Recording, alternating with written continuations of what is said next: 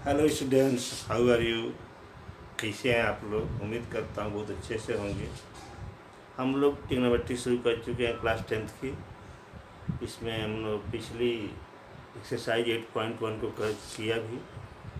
अब हम आगे बढ़ रहे हैं, तो आगे हमको है trigonometric ratios for some specific angles. कुछ विशेष कोण जान लीजिए ध्यान से। जो विशेष कोण हमको पढ़ने हैं वो 0 डिग्री, 30 डिग्री, 45 डिग्री, 60 डिग्री और 90 डिग्री। कि क्लास 10th के कोर्स में बस इतने ही हमको पढ़ने हैं। 0 डिग्री, 30 डिग्री, 45 डिग्री, 60 डिग्री और 90 डिग्री। बस इतने ही में ही हमारी कोर्स की है। और थोड़ा सा हम एक बार रिवाइज करते चलते हैं कि जो भी हमको ट्रिग्नोमेट्री जो पढ़नी है, ट्रिग्नोमेट्री का मतलब होता है ट्रायंगल की ज्योमेट्री। और ट्रायंगल की ज्योमेट्री खास करके वो जो रेशियो पर डिपेंड करती है। इन साइड्स किसी एंगल के रेस्पेक्ट में जो रेशियो होता है उसको, अगर इस एंगल को हम थीटा मान लें, एक एक्यूट एंगल है ट्रायंगल ABC, जो भी ध्यान देंगे हमेशा आप लोग कि जो भी हमको ट्रिग्नोमेट्री 10th क्लास में पढ़नी है वो राइट एंगल पे पढ़नी है। और राइट एंगल की एक साइड जो होती है वो हाइपोटेनस कहलाती है। बाकी दो साइड्स जो है एंगल के करस्पॉन्डिंग परपेंडिकुलर और बेस चेंज होते रहते हैं। जैसे एंगल A है तो इसके अपोजिट साइड को हम लोग परपेंडिकुलर बोलते हैं। और इस एंगल के बात करें तो इसके लिए ये परपेंडिकुलर हो जाएगा। AB is perpendicular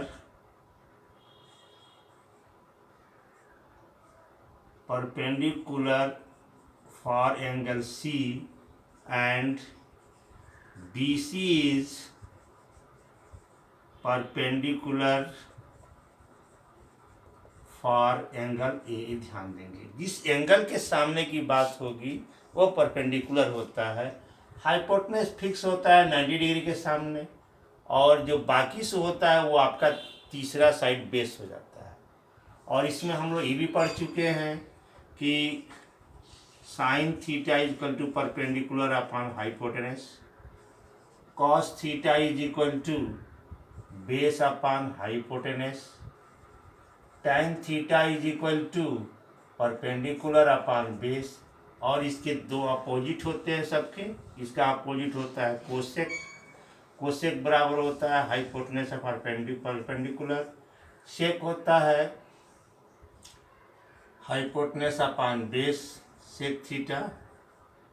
और कॉट थीटा होता है बेस अपॉन परपेंडिकुलर। एक और रूल हम लोगों ने पढ़ा था। अपोजिट मतलब कि अपोजिट का मतलब हुआ कि sine theta is equal to 1 upon cosec theta, cos theta is equal to 1 upon sec theta, tan theta is equal to 1 upon cot theta. ये अपोजिट का मतलब हुआ। फिर आ जाते हैं हम लोग, एक और आपको बताया गया है कि tan theta is equal to sine theta upon cos theta. यानी यहाँ एक रिजल्ट हम पढ़े थे, यहाँ से ये जो इसका रिजल्ट था कि sine theta into cosec theta is equal to 1। यहाँ से हमने दो रिजल्ट पाया था। एक होता है sine theta is equal to 1 upon cosec theta, और एक cosec theta is equal to 1 upon sine theta. इसी तरह से पाया था cos theta into sec theta is equal to 1। यहाँ से दो मिला था, cos theta is equal to 1 upon sec theta, और sec theta is equal to 1 upon cos theta. फिर हम पाए थे कि tan theta into cot theta is equal to 1। यहाँ से भी दो रिजल्ट मिला था हमको, tan theta is equal to 1 upon cot theta, और cot theta is equal to 1 upon tan theta. और ये एक रिजल्ट मिला था दूसरा इसी में था कि cot theta is equal to cos theta upon sine theta. ये हमको रिजल्ट पहले हम पढ़ चुके हैं। अब आते हैं हम इस पर जो हमारा स्पेसिफिक एंगल्स हैं जिनकी ट्रिग्नोमेट्रिकल रेशियो हमको फाइंड करना है। इसको हम लोग देख लेंगे, फिर अब इसको नोट करिए, फिर आगे बता रहे हैं। हाँ, ध्यान देंगे। अब हम लोग कुछ स्पेसिफिक एंगल्स के ट्रिग्नोमेट्रिकल रेशियो की चर्चा करने जा रहे हैं। जैसे हमारे पास एंगल्स हैं 0 degree, 30 degree, 45 degree, 60 degree and 90 degree. ये हमारे पास एक थीटा हो गया। और ट्रिग्नोमेट्रिकल रेशियो जो हमारे होते हैं वो होते हैं साइन, कॉस, टैन, कॉट, सेक और कोसेक। इन सब की वैल्यू हमको निकालनी है। तो निकालने के लिए निकालना भी है, याद भी करना है। सबसे मेन बात है कि ये ट्रिग्नोमेट्रिकल ये वैल्यू जो है सभी ट्रिग्नोमेट्रिकल रेशियो के लिए, साइन, कॉस, टैन, कॉट, सेक, कोसेक, सबके लिए ये आपको हमेशा याद रखना चाहिए। और ये एक्सरसाइज जो है आपकी इसी प्रैक्टिस पे है 8.2 की, जो आपको हमेशा याद हो जाए। इसके लिए हम लोग क्या करते हैं, इस टेबल को हम एक बार लिखना बता दे रहे हैं। आप लोग लिखना भी सीख लीजिए, लेकिन याद करना बहुत ज़रूरी है। सबसे पहले इसको लिखने का ढंग यह है कि यहाँ से एक 0, फिर 1, फिर 2, फिर 3, 4 बढ़ते हुए क्रम देखिएगा। यहाँ से हम इंक्रीजिंग ऑर्डर में लिख लेते हैं और फिर सब में 4 से डिवाइड करते हैं। और 4 से डिवाइड करने के बाद सबका स्क्वायर रूट ले लेते हैं। स्क्वायर रूट लेने के बाद ये जो वैल्यू फाइंड होती है वो हमको साइन की वैल्यू होती है, यानी कि 0/4 यानी कि 0, ये साइन 0 की वैल्यू हो गई। 1/4 का स्क्वायर रूट हो जाएगा 1/2, ये साइन 30 डिग्री की वैल्यू हो गई। यहाँ से 1/2 कैंसिल हो जाएगा, ये 1/√2, ये साइन 45 डिग्री की वैल्यू हो गई। और √3/2, ये साइन 60 डिग्री की वैल्यू हो गई। ये कैंसिल होकर 1 हो गया, इसका स्क्वायर रूट 1 हो गया। तो ये हमारे पास ये साइन की वैल्यू हो गई। हालांकि ये लिखना नहीं है, ये आपको ट्रिक हमने बताया याद करने के लिए। इसकी कोई ज़रूरत नहीं है, बस आपको ये जानना है कि ये बढ़ते हुए क्रम में हमने 1, 0, 1, 2, 3, 4 को लिया, फिर 4 से डिवाइड किया, स्क्वायर रूट निकाल लिया, तो ये वैल्यू हमको मिल गई। और ये वैल्यू जो होती है ये साइन की होती है। तो हम इसको अगर यहाँ से ट्रिग्नोमेट्रिकल रेशियो अगर हम इसको याद करना चाहें तो इस तरह से टेबल बना लेंगे, ठीक है। ये टेबल हमारा हो जाएगा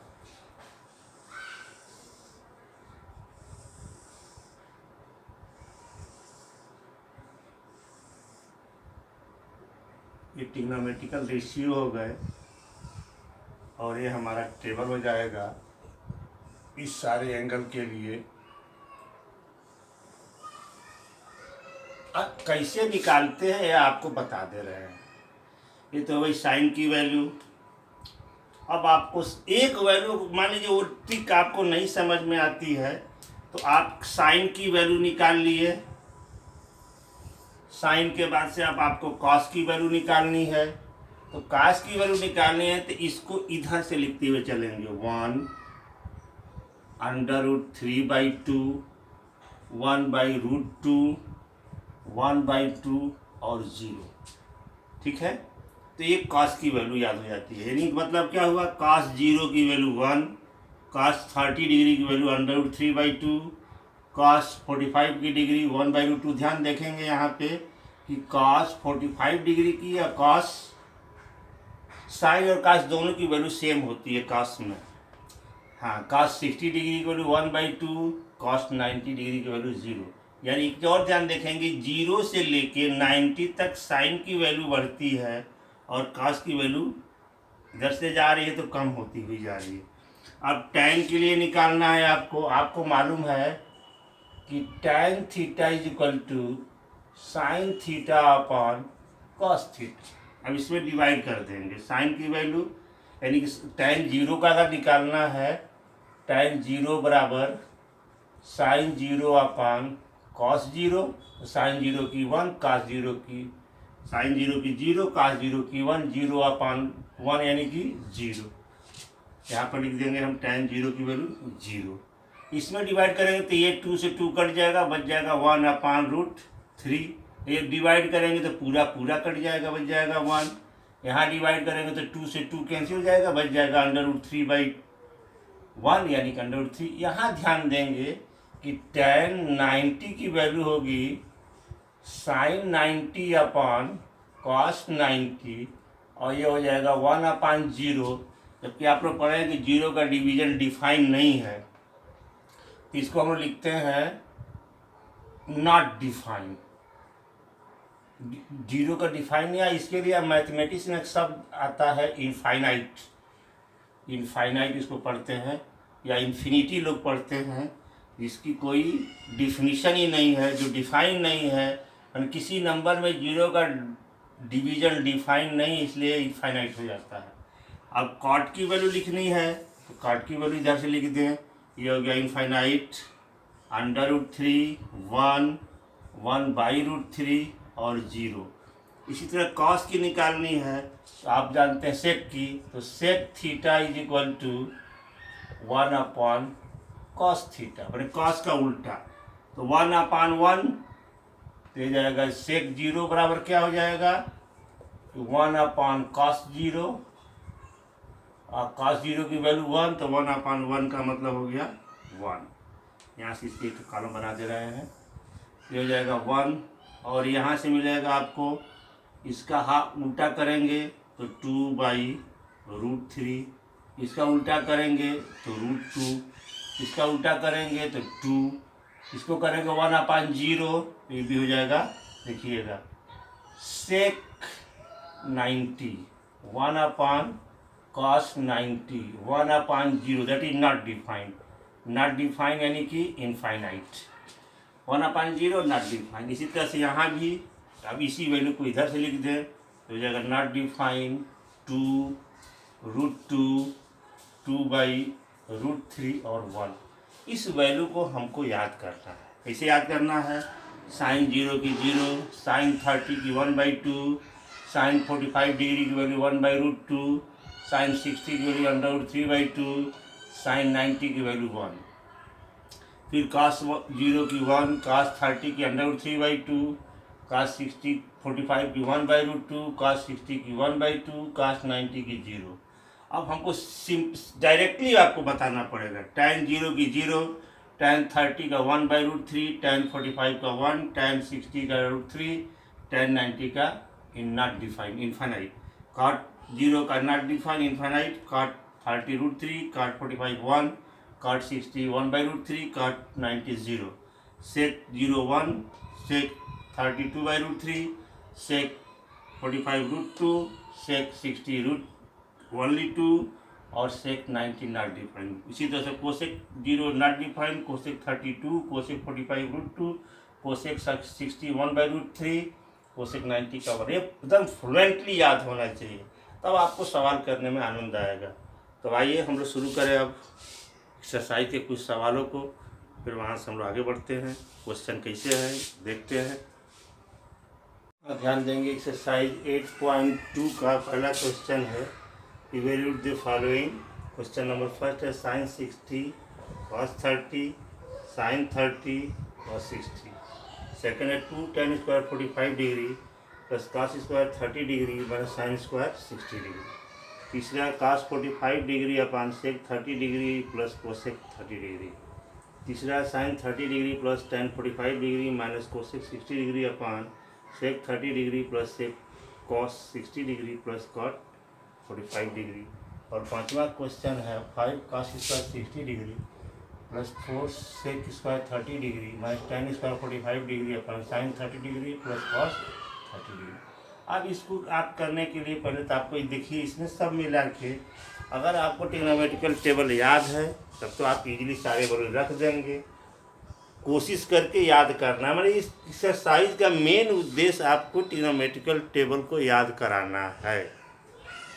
अगर अभी याद नहीं अभी तत्काल हुआ है तो 0, 30, 45, 60, 90 की साइन कॉस, टेन की वैल्यू तो लिख ही लीजिए, 0 की 0, 30 की 1/2, साइन 45 की 1/√2, साइन 60 की 1/2, इसका 1 होता है √3/2, साइन 60 की वैल्यू √3/2, फिर हो जाएगा √3/2, 1/√2, 1/2, 1, 0, 1/√3, 1√3 और इनफाइनाइट। इतनी वैल्यू लिख लीजिए। बाकी जिस तीनों जो है इसके अपोजिट होते हैं उसके अनुसार जो है इसकी सारी वैल्यू रख लेंगे। अब आइए शुरू करते हैं क्वेश्चन सॉल्व करना। पहला है साइन 60 √3/2, cos 30 √3/2, साइन 30 1/2, cos 60 1/2, हो जाएगा 3/4 प्लस 1/4, एलसीएम हो गया 4, 3 + 1, 4/4 = 1। ठीक है। अब देखते हैं नेक्स्ट क्वेश्चन सेकंड वाले को। सेकंड वाले में देखेंगे वैल्यू रखना है 2 tan 45 की डिग्री होती है 1 का स्क्वायर। हाँ कि यहाँ ध्यान रखेंगे साइन ए का स्क्वायर का मतलब होता है साइन स्क्वायर ए। यहाँ स्क्वायर हम यहाँ पे लिखते हैं, जैसे कि साइन ए का स्क्वायर अगर दिया है इसको साइन ए स्क्वायर नहीं लिखेंगे, स्क्वायर को हमेशा यहाँ पे लिखते हैं।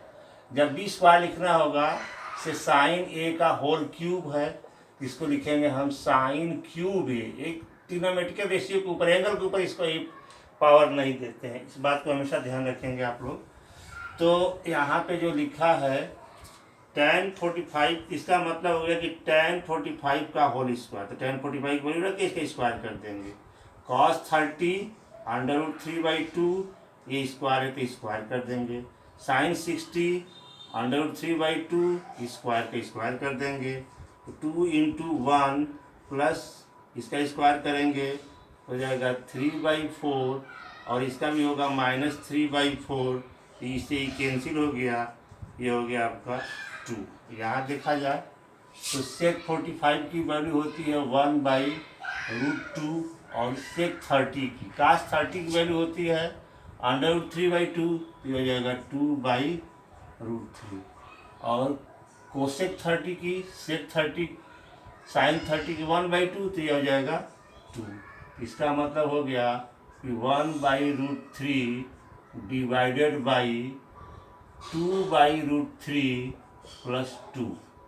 इसको हम लिख देंगे 1/√3 इंटू, पहले इसको एक बार लिख देते हैं डिवाइड करके ही, एलसीएम ले लेंगे तो हो जाएगा √3, तो यहाँ से मिलेगा आपको 2 + 2√3। अब यहाँ मल्टीप्लाई कर देंगे तो 1/√3 इंटू √3/2 प्लस √3 से कैंसिल, हो जाएगा 1/2 + 2√3, इसकी वैल्यू हो गई।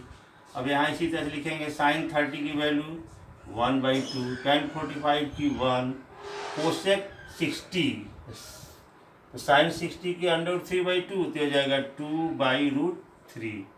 फिर एलसीएम लेंगे, सेक 30 cos 30 की √3/2, तो हो जाएगा 2/√3, प्लस cos 60 1/2, प्लस tan 45 की वैल्यू 1। अब इसको सिंप्लीफाई करने के लिए फिर ऊपर वाले का एलसीएम ले लेते हैं, तो ऊपर का एलसीएम जाएगा 2√3, ये हो जाएगा √3 प्लस 2√3, आप प्लस √3 से भाग देंगे तो 2 बचेगा, 2 और 2 हो जाएगा 4, माइनस में हो जाएगा -4, और ये हो जाएगा डिवाइडेड बाई, यहाँ भी एलसीएम हो जाएगा 2√3 से डिवाइड करेंगे तो √3 कैंसिल, 2 से 2 हो जाएगा 4, और 2 से कैंसिल हो जाएगा तो हो जाएगा √3 आप प्लस 2√3। आज जब इसको सिंप्लीफाई कर लेंगे थोड़ा सा और, तो यहाँ से मिल जाएगा कि यहाँ से देखिएगा 2√3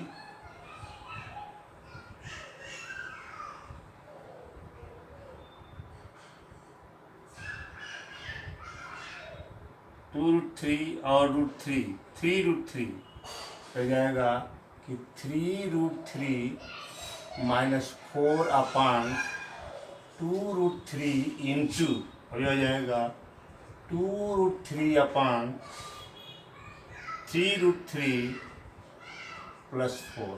इससे ही कैंसिल हो गया। अब इसमें चाहे तो इसको हम रेशनलाइजेशन भी कर सकते हैं। रेशनलाइजेशन करेंगे तो जाएगा 3√3 माइनस 4 अपान 3√3 प्लस 4। इसमें मल्टीप्लाई कर देंगे हम लोग 3√3 प्लस 4 माइनस का, क्योंकि डिनोमिनेटर पॉजिटिव है तो 3√3 माइनस 4 हो जाएगा। तो नीचे तो हो जाएगा कि 3√3 का स्क्वायर और माइनस 4 का स्क्वायर, और ऊपर हो जाएगा इसका स्क्वायर करेंगे तो 9 3 जा 27 और प्लस इन दोनों का 4 3 जा 12 यानी कि माइनस 24√3 प्लस 4। तो ये इज इक्वल टू हो जाएगा 24 हो जाएगा 4 का स्क्वायर हो जाएगा 16 ए स्क्वायर प्लस 2ab प्लस ए स्क्वायर माइनस 2ab प्लस 20। तो इसका स्क्वायर 9 3 जा 27 और 4 3 जा 12 2 जा 24√3 और प्लस 16। इसे जोड़ देंगे तो 7 और 6 ये हो जाएगा 43 माइनस 24√3 अपान 27 माइनस 16। तो ये हो जाएगा आपका कि 43 माइनस 24√3 अपान यहाँ से माइनस कर देंगे तो जाएगा 111।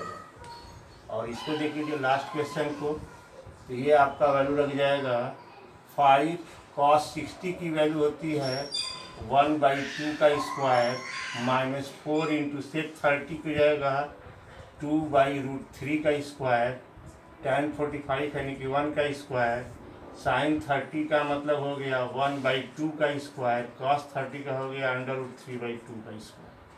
तो ये मिल गया आपको 5 into 1/4 5 into 1/4 minus 4 into 4/3 minus 1 और डिवाइडेड बाई 1/4 प्लस 3/4। तो यहाँ एलसीएम हो जाएगा आपका, इसको एक बार और लिख देते हैं तो हो जाएगा 5/4 माइनस 16/3 माइनस 1 और ये हो जाएगा डिवाइडेड बाई 4/4 यानी कि 1। इसका एलसीएम हो गया 12, ये हो जाएगा 3 15 हो गया। और एक यहाँ देखेंगे यहाँ प्लस है, ये प्लस में है तो एलसीएम हो गया 12 और ये हो जाएगा 5 4 3 जा 3 15 3 4 जा और तो 16 में 4 का हो जाएगा तो जाएगा 64। ठीक है 64 और माइनस 12, इसको ऐड कर देंगे तो जाएगा 9, ये 3 हो जाएगा 67/12 60 यहाँ से 3 बच जाएगा तो जाएगा 67/12। इस तरह से सिर्फ वैल्यू रख करके मल्टीप्लिकेशन कर लेना है, फिर सॉल्व कर लेना है। देख लीजिए कहीं गुणा भाग जल्दी में गलती हो गई हो तो उसको आप लोग सही कर लेंगे। फिर नेक्स्ट क्वेश्चन पे आगे बढ़ेंगे।